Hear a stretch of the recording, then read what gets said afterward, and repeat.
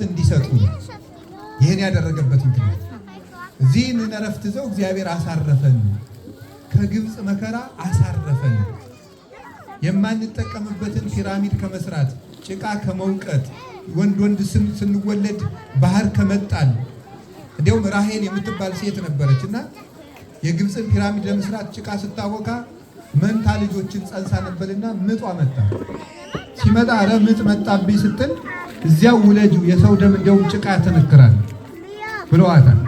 ያን ጊዜ አልቅሳ እንባዋን ይሃሎኑ በዚህ ሰማይ እግዚአብሔር አዶናይ እውነት በዚህ ሰማይ ሁሉን ቻይ እግዚአብሔር የለም ብላ እንባዋን ወደ ሰማይ ስትረጨው እግዚአብሔር ጸሎታቸውን ሰምቶ እስመ ገአሮሙ ለሕዝቤ በጸሐቤ የሕዝቤ ጩኸት ወደ እኔ ደርሷልና ከግብፅ ምድር የማወጣበት ጊዜው ደርሷል ብሎ ሙሴን ልኮ አወጣቸው።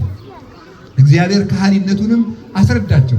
ያለ ሰረገላ፣ ያለ ብረት፣ ያለ ሰይፍ፣ ያለ ውጊያ፣ ያለ ሰራዊት፣ ያለ ወታደር በቀጭን በትር ብቻ ባህር ከፍሎ የእግዚአብሔር ሰራዊት ዝንቡን ተናካሹን ዝንብ እንቁራሪቱን ሰብስቦ ፈርዖንን እንዴት እንደናቀው ተመልከቱ።